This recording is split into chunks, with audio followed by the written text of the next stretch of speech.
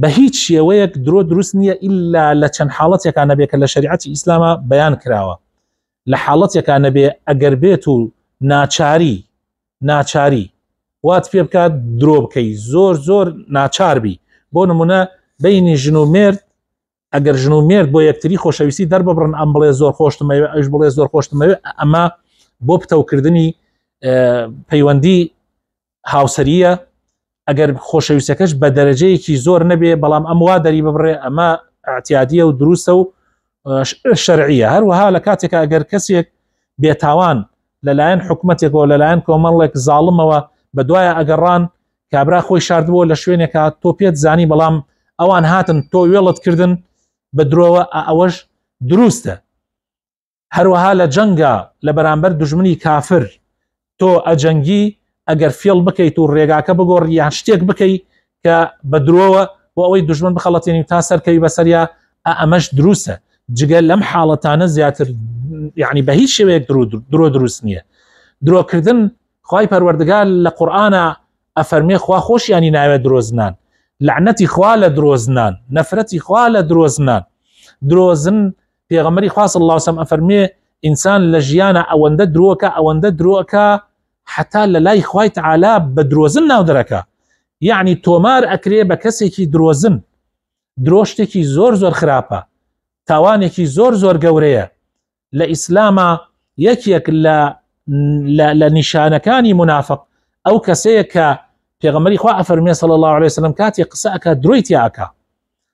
یعنی زۆر ناشرینە بۆ ئینسانی مسلمان موعید ئەدا بە کەسێک و دوای ناڕۆتە دەم موعیدەکەیەوە. پێغەمبەری خوا صلی الله علیه وسلم بەر لە ئیسلام بەر لەوەی ببێ بە پێغەمبەر وعدی بە کابرایەک دابوو کەوا لە فڵان شوێن یەکتری ببینن. 3 دانە ڕۆژ پێغەمبەری خوا صلی الله علیه وسلم ئەڕۆژ پێش وەخت پێش ئەو مەوعیدەی کە دیاری کراوە. بۆ نمونە دای نابوو کە نوێژی عەسر لەگەڵ ئەو کابرایەک بگرن. پێشی نوێژی عەسر بە سعاتێک تا سعاتێکی دوای نوێژی عەسر تا 3 ڕۆژ پێغەمبەری خوا صلی الله علیه وسلم ئەڕۆژ لەوێ چاوەڕانی کابرا بوو. ئەیوت نەوەک لە بیری چوو بێ، نەوەک هەڵەت تێگەیشت بێ لە وعدەکە. دوایەوە کە کابرا دوای 3 ڕۆژ کەوتە بیری و بە هەڵە داوان هات تەماشای کرد پێغەمبەری خوا صلی الله علیه وسلم چاوەڕانێتی.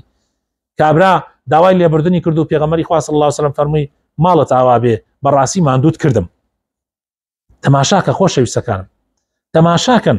یعنی صفاتی پێغەمبەری خوا صلی الله علیه وسلم ئەزانن پێغەمبەری خوا صلی الله علیه وسلم بەر لەوەی ببێ بە پێغەمبەر لەناو قەومەکەیە بە صادق الئەمین ناوی دەرکرده بوو.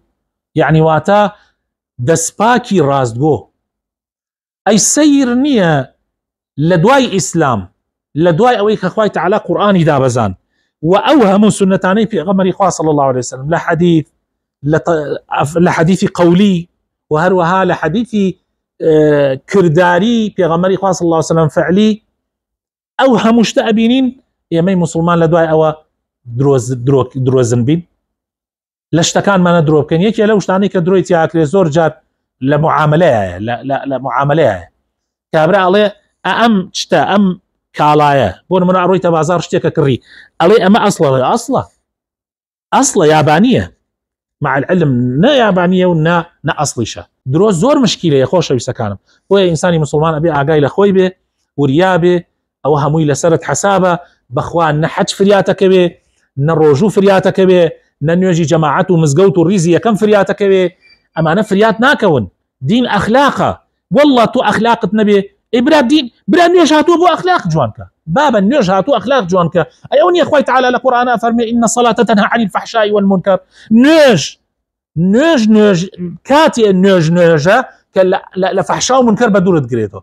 فەحشا یعنی زینا بێ ئەخلاقی خراپەکاری، منکر یعنی دزی درۆکردن. ئەوانەی کە ئەمڕۆ خەڵکەیکە کە بچکە مسلمانێکن و ناو مسلمانن.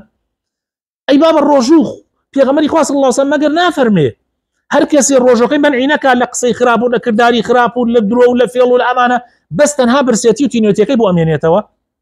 ئەی براینە ئەوە نیە زەکات خوای تعالی فەرمێ بە پێغەمبەر صلی الله علیه وسلم فەرمێ خذ من أموالهم صدقة تطهرهم وتزكيهم بها.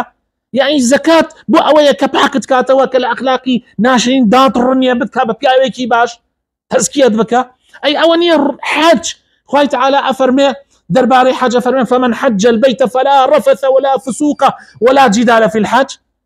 يعني درۆ خراپە ئەمانە نابێنێت تەواو تۆ بێ حاجیت خەڵک باوەڕی بە کەشی دەکەت ئێستا کەشی دەنەما خەڵک باوەڕی بە کڵاوە سپیەکەی سەرت هەیە پێت ئەڵێن کاک حاجی زۆر ناشرینە پێت بڵێن کاک حاجی و درۆزن بی زۆر ناشرینە پێت بڵێن کاک حاجی و غەشاش بی زۆر ناشرینە پێت بڵێن کاک حاجی و بەڵام لەژێر پەردەی حاجەتیە هەرچی فێڵی دنیا هەیە کردبێتت ئەمە نابێ والله شتێکی زۆر ناشرینە والله عیبێکی زۆر گەورەیە بۆ تۆی مسلمان ئەگەر تۆ ڕاستەکەی مسلمانی